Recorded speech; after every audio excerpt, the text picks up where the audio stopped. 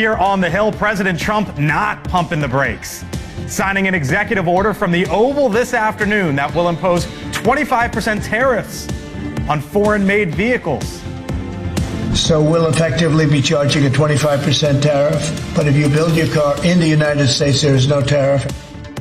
Remember, the president had been saying all along that April 2nd would be the big day, but the announcement coming a week in advance. Hello, good evening. Welcome to Washington. I'm Blake Berman. This is The Hill on NewsNation. So we got that announcement early. Perhaps a little look here, don't look over there, as the administration was in full damage control today over the Signal saga. I used an appropriate channel to communicate sensitive information.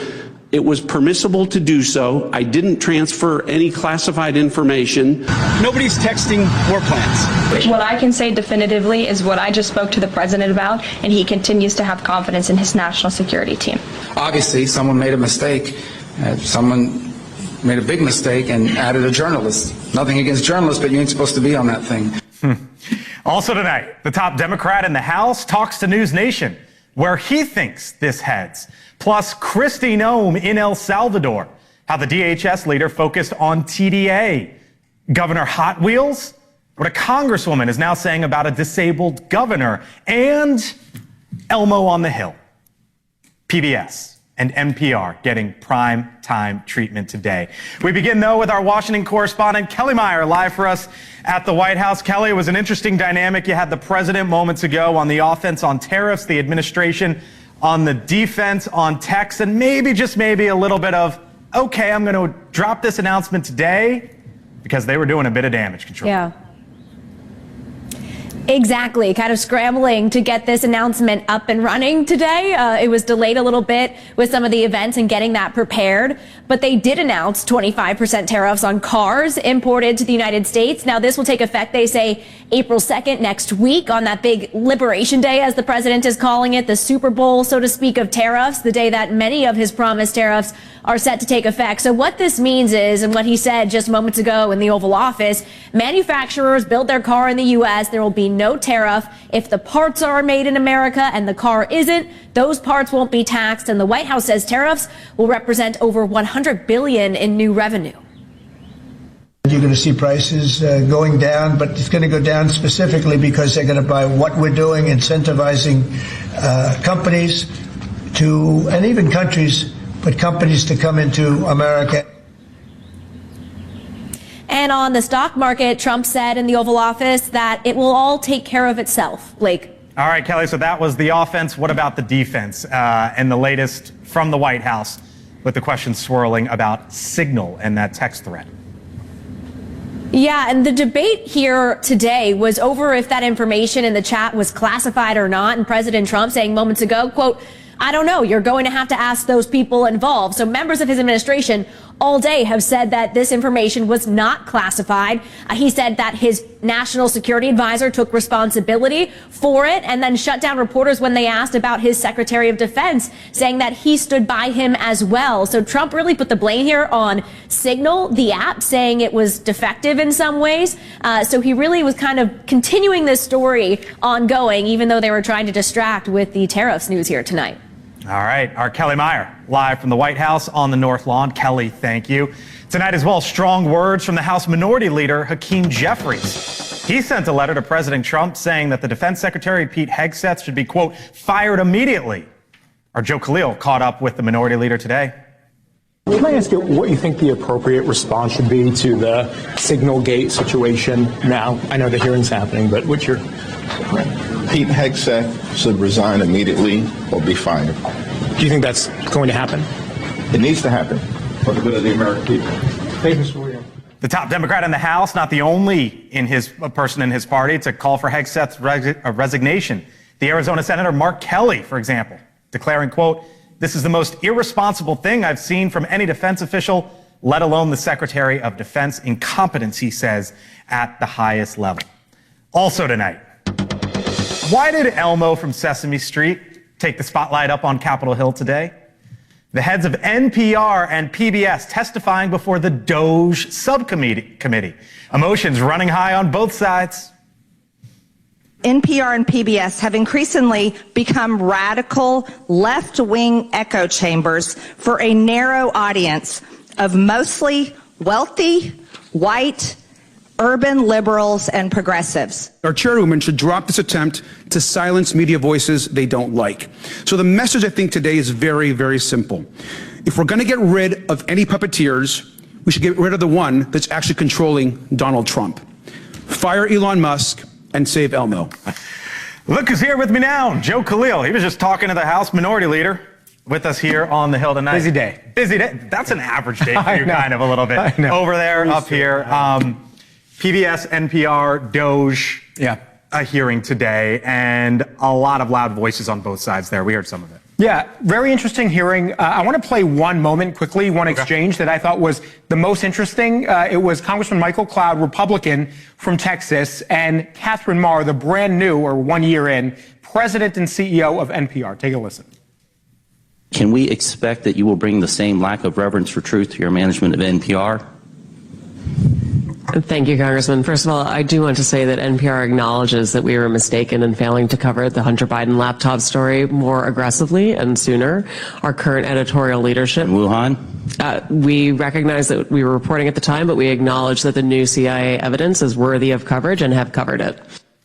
So, Blake, the reason that moment stood out to me is because that is an NPR executive, the highest one, acknowledging Hunter Biden and Wuhan origins of COVID story. They should have done better. Right. I don't think we've ever heard that before as an acknowledgement. And that is basically the whole heart of the Republican argument as to why they want to see federal funds cut, is this liberal bias. Now, on the other side of that, Democrats today said basically, if you cut funding to this, number one, Doge's goal is to find efficiency and waste, right? They say this is a tiny sliver.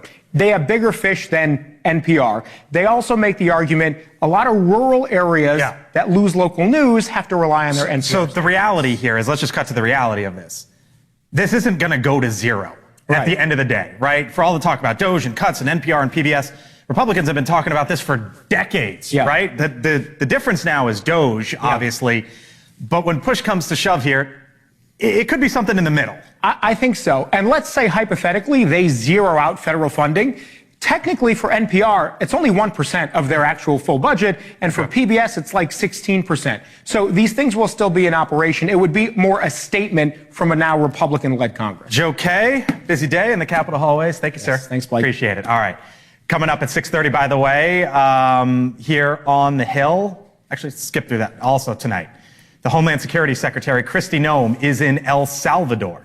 She visited the mega prison holding the Venezuelan migrants deported by the Trump administration. Legally. And if you break a fine, this is one of the consequences you could face. First of all, do not come to our country illegally. You will be removed and you will be prosecuted. But know that this facility is one of the tools in our toolkit that we will use if you commit crimes against the American people. She is not afraid to go before the cameras. Did it today in El Salvador. Our Allie Bradley live along the southern border with what the DHS secretary was doing there. Allie?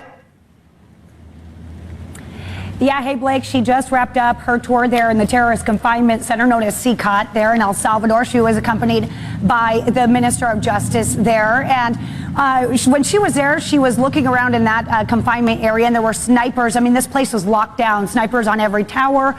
And then they went and toured these jail cells. And inside there, they viewed weapons, body armor, different things that were used by the guards there upon these individuals' arrival. Now she's set to meet with President Bukele, who the administration has praised as a partner in these deportation efforts. Now, we'll remember the Trump administration sent these 261 illegal immigrants to El Salvador late last week.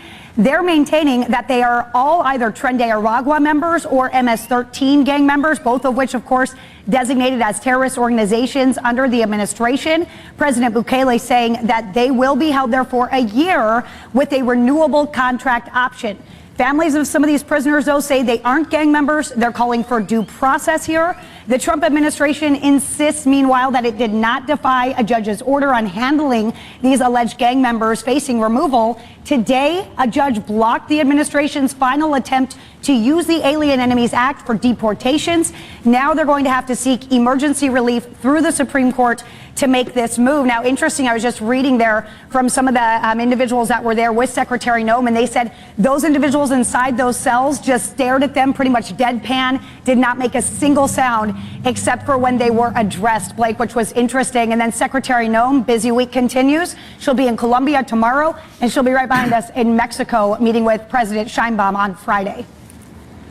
Our Allie Bradley, live along the southern border tonight. Allie, thank you. Still to come here on the Hill, revealing U.S. plans to attack the Houthis. More fireworks on Capitol Hill. I'll talk with a congresswoman on the Intelligence Committee who served in the Air Force, plus from attacks overseas to attacks here in the U.S.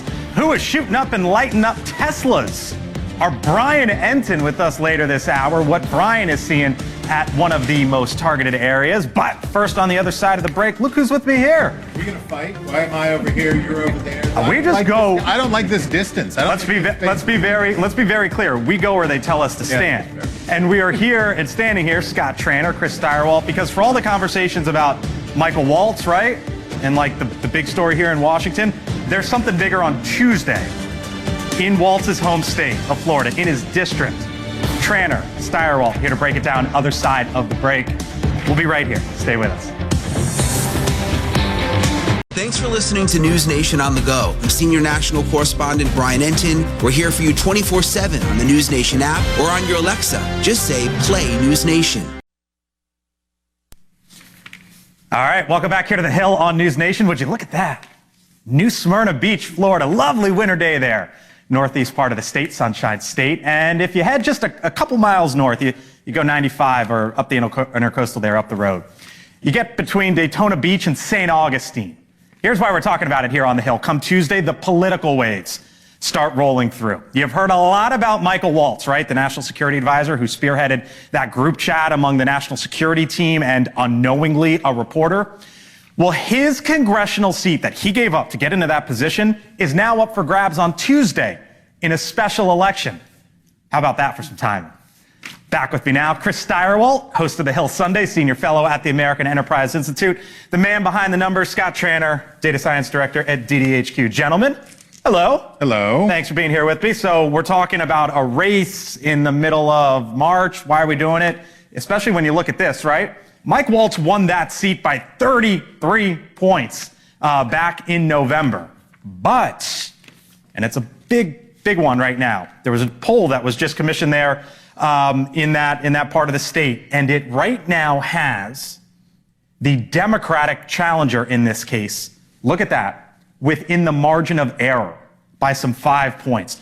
What's going on here, Chris? How did it go from possibly 33 points to margin of error type stuff? Well, obviously they think that he's J.D. Vance, and it's messing up. It's obviously messing up the numbers down there. The picture is going to be on the ballot? Is it? No. How many caveats should we list here? We should list. This is one poll. Right.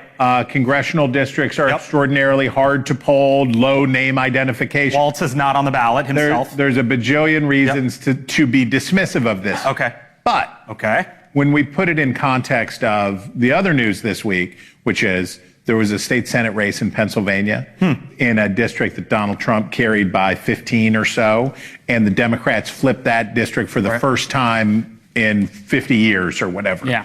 And we care about this stuff because I expect Randy Fine to be fine. I expect. I do too. Yeah. I expect he'll get there. He was slow to raise money. He's not a great candidate.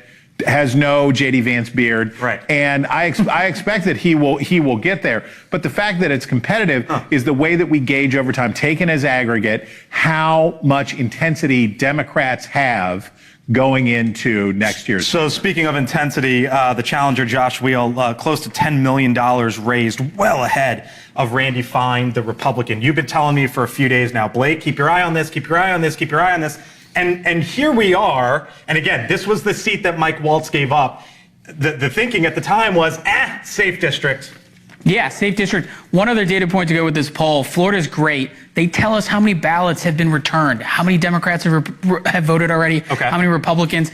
If they stop counting today, which they are not, and there's multiple more days, the race would essentially be tied because just as many Democrats have returned ballots as Republicans. Now, As Chris said, we don't think this is going to be how it ends. Right. But, you know, if you want to get in with the election nerds, we're trying to figure out, is Randy Fine going to win by more than 10 or less than 10? Either way, it's not going to be by the 30 points that Donald Trump won. Did you just hear him say Florida is great? Could you imagine us talking about that after 2000? Well, no, but Florida, there's a bunch of states that do a really good job. Florida, Georgia. Right. When you have trouble, sometimes you have good solutions. So there were 3 seats, right? Matt Gaetz, who did not become the Attorney General, Elise Stefanik, her confirmation's coming up to be the UN ambassador, and Waltz.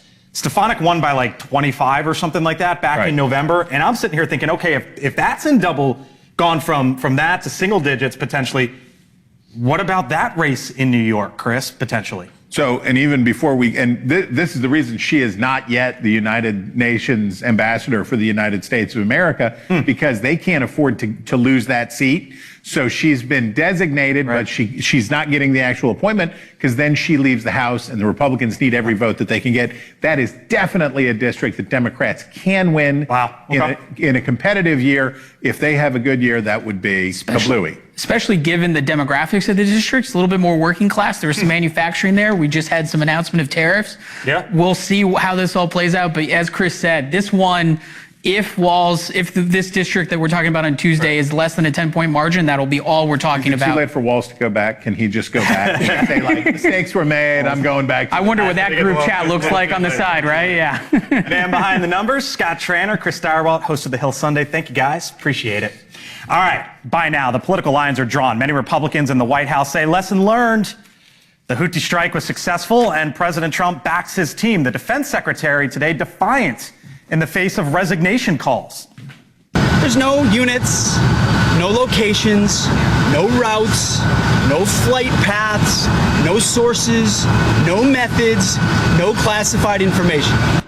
Now, while many Democrats are calling for investigations and resignations after the president's national security team was openly texting about an impending strike on a foreign terrorist organization, with a reporter unknowingly on that thread, 2 of those text thread participants, the National Intelligence Director and the CIA Director, both testifying again today up on Capitol Hill. The former Air Force officer, Democratic Congresswoman Chrissy Houlihan, among those who are now aghast at how it was allowed to happen. When I served in the military and I served in classified environments, had this happened to me, I would have walked my resignation in immediately. This is not okay. Communicating these sorts of things in Signal is not okay. With us now, the Congresswoman from Pennsylvania, Congresswoman Houlihan, joins us live here on the Hill. Thanks for being with us tonight. Appreciate it. Good evening, and thank you for having me. Of course. So you were in that hearing today. You basically suggested that it's time to move on from Pete Hegseth. Is that where you are? 100%. 100%. I think that importantly, there are technologies that are available for these sorts of conversations. He knows better. Many of those folks who are on that Signal chat absolutely knew better and should have taken that conversation to the high side long before it became exposed by a journalist. So a controversy around the defense secretary, Congresswoman, is not new. Last year, you remember the defense secretary, Lloyd Austin, if you want to be on one end of the spectrum, you could say misled the president. If you want to be on the other end of the spectrum, you could say lied to the president. And at that point in time, when there were hearings about it, and he testified, you were not on the side of he's got to go. And I think it plays to the point, Congresswoman, of if you're on one team, you view this from one lens. If you're on another team, you view this from another lens. And I'm just wondering if that's the case, the defense secretary, it seems like a 4-year position and nothing's ever going to change. Yeah, I gotta, kind of push back on your supposition there. I think they're not apples and apples. I think this is completely different. We're talking about literally classified information. The release of classified information in a non-secure environment is an absolutely impeachable, literally, offense. And the thing that he ought to be doing, as I mentioned in my hearing testimony, is he ought to be resigning. That's what a decent, moral person who understands the rules would be doing. And he, as a result of probably not resigning, should be removed from office. And I believe President Trump knows that. I think that all of the people who are on the other side of the dais along with me, who've served in the military and who understand what it is to manage classified information, as I do, and all of those on the other side of the dais who also understand that, know what the right thing is to do. In this particular case, it is to resign or to be resigned, to be removed. Congresswoman Houlihan, a Democrat from Pennsylvania, in that hearing today with us tonight here on the Hill. Thank you so much. Hope we get some more time with you down the line. Appreciate it. Thank you. You got it. All right, still much more ahead. Yes, here on the Hill. Shattered windows, bullet holes, fires. The protests against Tesla escalate. We are live from Portland. Brian Entin with us. And President Trump honors Women's History Month. We'll tell you why. And one of the members who was with the president today with some big news with us on the other side.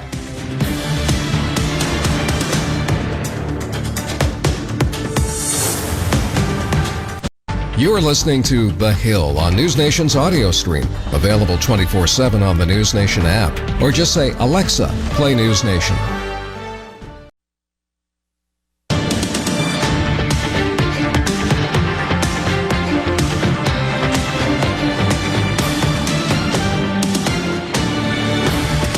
Just about 6:30 here in Washington. Welcome back to the Hill on News Nation. Vice President J.D. Vance visiting Quantico this afternoon as the U.S. Marine Corps celebrates its 250th anniversary. While he was there, the Vice President fired off some rounds at the shooting range. Vance, a veteran of the Marine Corps himself, delivered this message to the young Marines. We don't care who you are, where you came from. We don't care what skin color you are. We care about excellence and we care about patriotism. Vance is the first Marine Corps veteran to serve as Vice President of the United States. Well, a slew of anti-Tesla rallies now planned not only in the U.S., but around the world as well this weekend. So far this month, the Justice Department has received nearly 50 reports of attacks against the automaker, its dealerships, charging stations as well. Two of the most violent attacks taking place in Oregon, one of the states bracing for more protests. That's where we find our national correspondent, senior national correspondent. Got to get the title right. Brian Entin, live for us in the great Northwest. Brian, what's going on there? Yeah, Blake, they're calling it the Great Tesla Takedown. Apparently, there are going to be protests all over the country on Saturday, and they're used to it here in Portland. We wanted to come to sort of the epicenter of the Tesla hate, the place where it's the hardest to be a Tesla driver, which seems like it is Portland. Even just standing here outside the Tesla dealership, Blake, people drive by and say, F Tesla. Look at this. This is one of the incidents that happened here in Oregon. This is a man named Adam Lansky. He had Molotov cocktails. You see that's what he's holding there. The feds say he threw them at the Tesla dealership in Salem, Oregon, just about 45 minutes where I'm standing. He also had an AK-47. That's what he was holding there, they say, and he shot up the dealership before taking off. He has now been arrested. Just yesterday, a federal grand jury charged him with arson. He could face more than 20 years in federal prison. This is the feds coming after him. I want to show you this other picture. We've been digging into who this guy is. He is actually, according to people who know him, a trans activist. We got this picture of him. You can see Queer Firearms Training, the banner behind him. He was at a Pride event not long ago. Wearing sort of like an assault outfit, and there's a magazine there on the table, and targets and a gun box, which is concerning for some of the people who knew him as the feds continue to dig into who he is and who's responsible for these other attacks. Blake? Wow, our Brian Entin live tonight in Oregon for us. Brian, thank you. So as President Trump today at the White House, one of the events he had there, he was touting women in his cabinet for Women's History Month. The president's drawing a few laughs with this one. You are superior to men, in my opinion. What do I know? You are. I see you. No, they are superior. I've known it all my life, and I'm not happy about it. I'm not happy. The president also congratulating Congresswoman Kat Cammack, Republican from Florida, on the formation of the Republican Women's Caucus, and more importantly, let's be honest, another big announcement. And I especially want to recognize the leaders of the brand new Republican Women's Caucus, Senator Katie Britt. Again, Katie, thank you. Thank you, Katie. Great job you do. And Representative Kat Cammack, who just announced a new baby girl. There you go. The Congresswoman telling Speaker Johnson, quote, "Don't worry, margins are fine. I'm due in August." With us now here on the Hill, Congresswoman Kat Cammack joins us live. Thanks for coming over here, first off. Absolutely. Nice to be with you, and congratulations Thank you. on that announcement today. So, first off, let's get into the event over at the White House and this new caucus, this Republican Women's Caucus. What are you trying to do? What What do you hope to accomplish there? So it's pretty stunning that we have never had an official Republican Women's Caucus. Okay. Now, I served as the bipartisan Women's Caucus chair last Congress. And I will tell you that I was actually voted down when we tried to take an official position on protecting women and girls sports. Okay. That was really the wake-up call for me, that women across the country who feel like they have not had a voice needed to have some sort of platform where their issues could be heard, because American issues are women's issues. We are not single issue voters. We care about a whole host of things, and that's what this caucus is going to do. Elevate the voices and issues of women across the country. The president, though, is underwater, at least in the latest polling when it comes to women. Favorability -14 in a latest YouGov poll. Women on the direction of the country, only 28% say we're on the right track. Why? Well, listen, I just left an event at the White House with women from all across the country, and certainly back home and when I travel, I hear from women who say they love what the president is doing because he's taking dangerous criminals off of the streets that are in our community. How do you square those numbers then? Listen, we saw polling in the election that said that he wasn't going to win. We saw polls that had Kamala Harris up, and look, he swept all 7 swing states.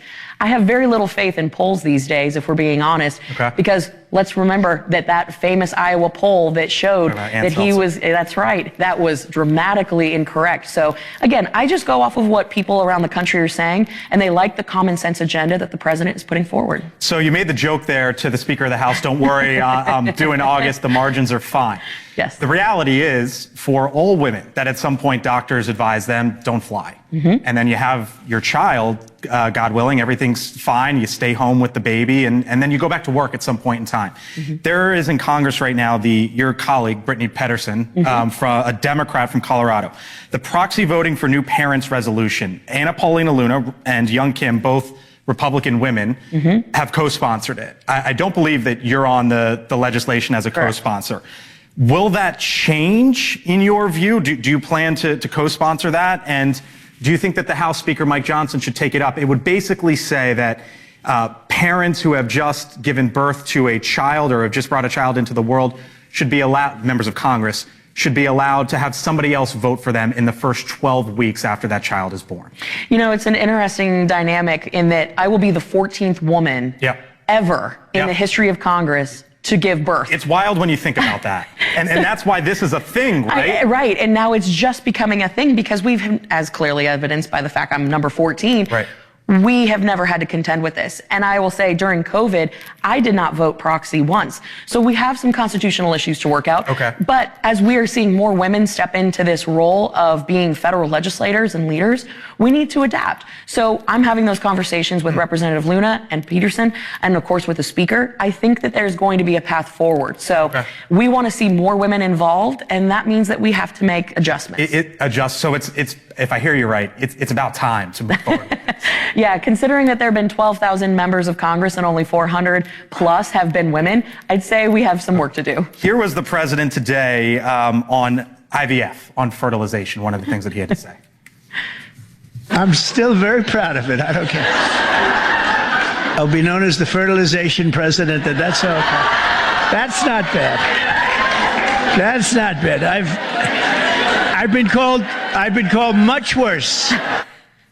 The president signed an executive order a few weeks or so ago, right, on IVF. But I wonder from your perspective, Congresswoman, and what you think needs to be done here potentially legislatively, because executive orders, as you know, they blow with whoever comes into the Oval. Absolutely. Well, first, I have to give a shout out to my co-chair in the Senate, Senator Katie Britt. She has been a champion on IVF, and she was really the impetus behind the IVF executive order.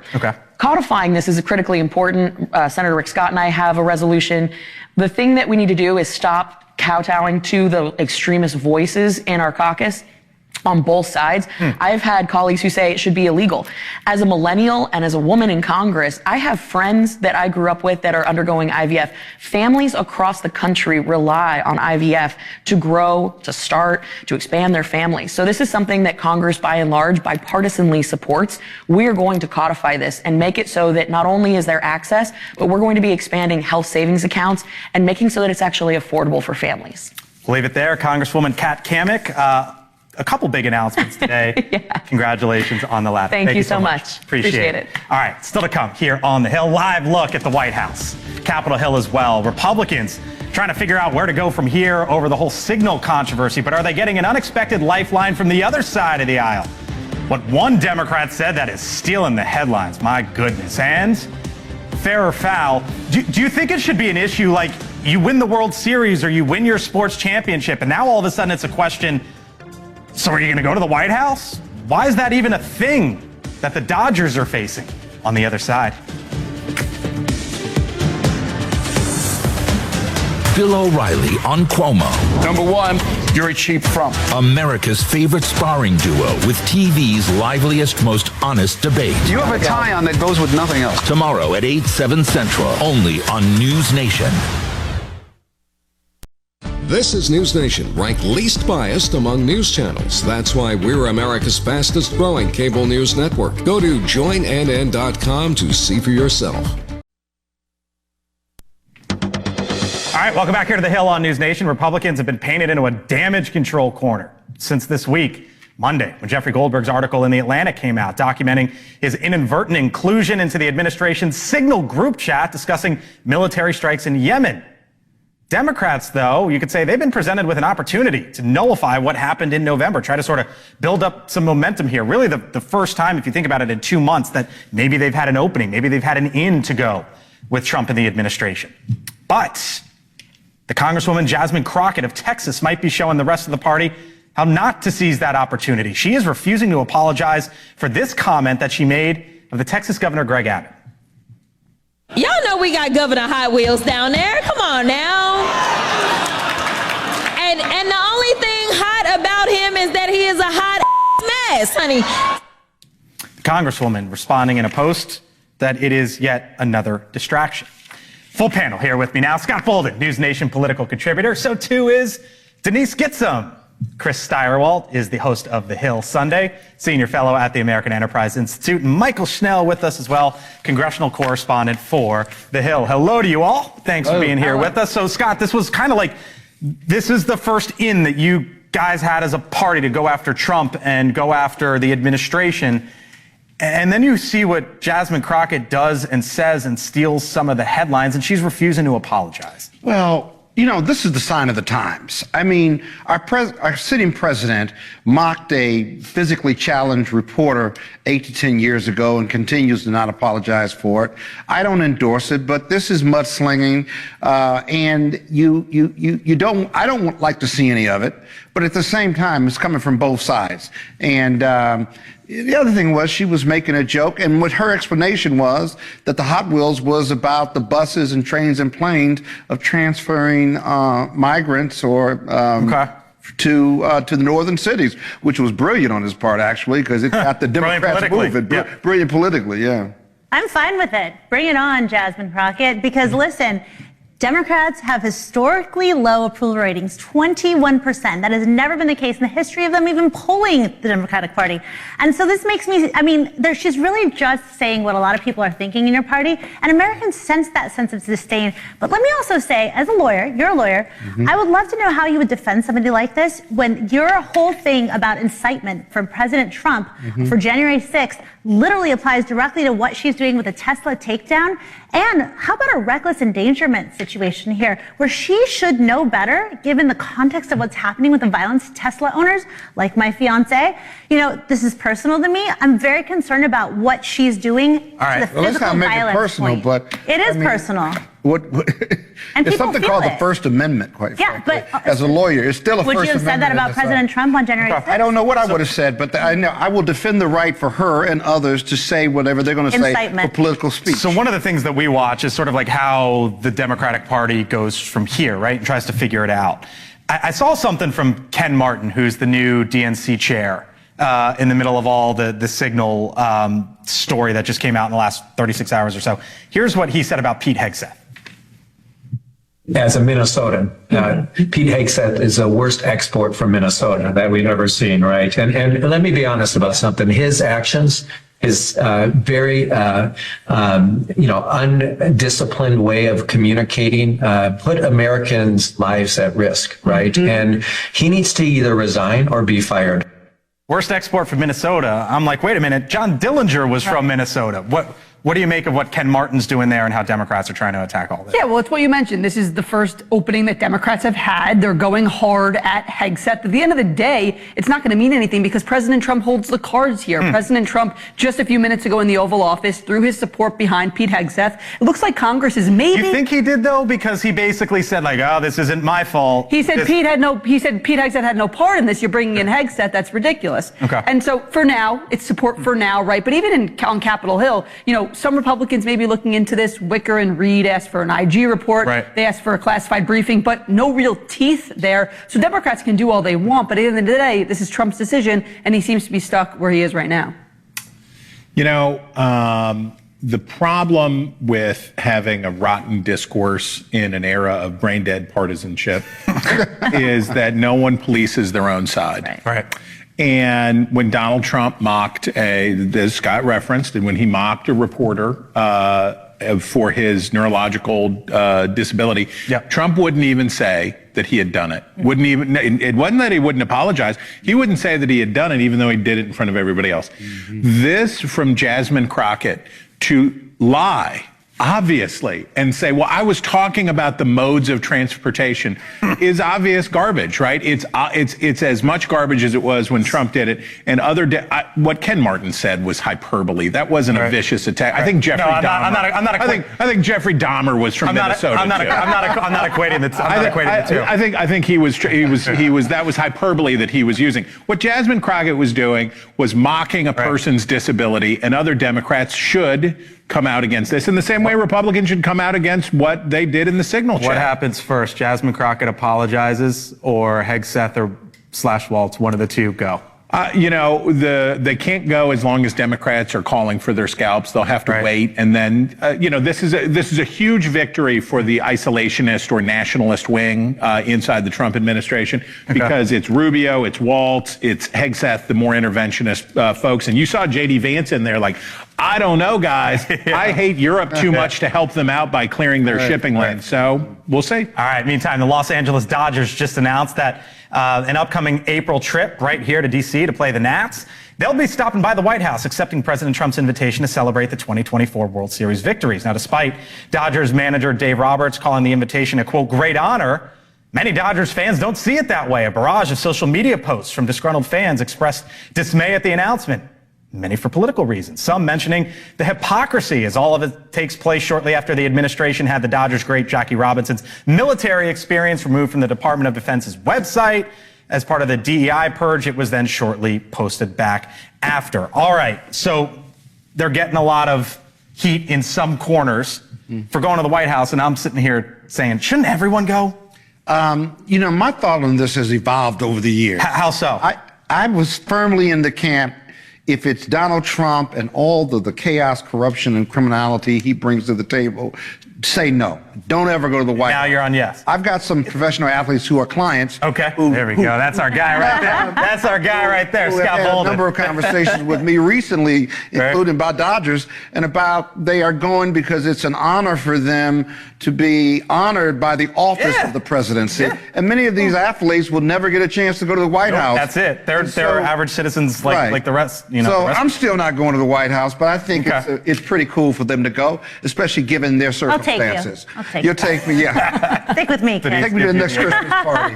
If as a conservative, if I took issue with every actor, musician, and sports team that didn't go when a Republican was in office, I would have nobody to root for. So, I could care less. All right. Hey, home, brother. I'm just against taking all of the teams to the White House. Oh, you're against it in general. It's just all the time now. It's like, here's the pickleball champions of North Pinellas County. And they're going to come in, and then they're coming in. Get to work.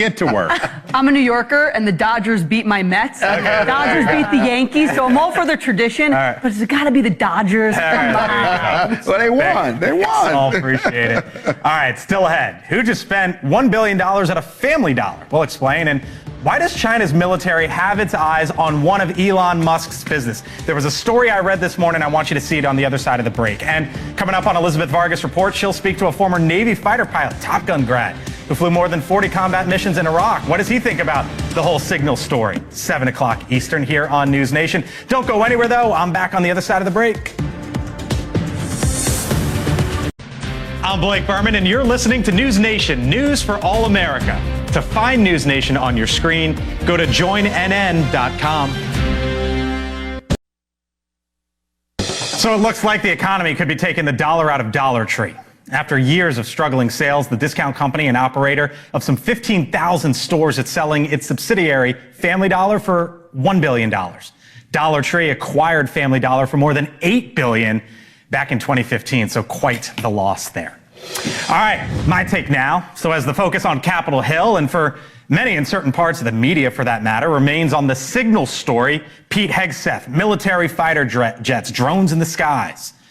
If you go up in those skies even higher, even out of our atmosphere, I want to remind you of a headline for which you may not be so familiar, and it deals with an adversary that has much broader range than the Houthis. A new report finds that China's military is practicing dogfight maneuvers meant to prepare the People's Liberation Army to potentially take out Starlink satellites. That's the high-tech internet provider recently being blasted into space by Elon Musk's SpaceX. So while the media focuses on Doge's cuts and Tesla protests domestically, it's Musk's Starlink that is gathering warnings, suggesting that the U.S. Space Force should be prepared for Chinese aggression in space. Now, I read about it this morning in the South China Morning Post.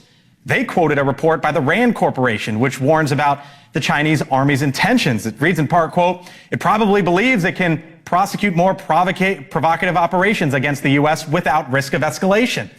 Now, this all comes on the heels of China announcing an over 7% increase to its military defense budget for 2025. That translates to about $250 billion. Now, I can almost guarantee that the signal story, it will come, it will eventually go, it might come back and go again. That's how news cycles in this town work. But a reminder of something that our government and our military will be dealing with for quite some time. And that's my take. We thank you for watching us tonight here on the Hill. We'll be back tomorrow, 6 o'clock Eastern, live from Washington.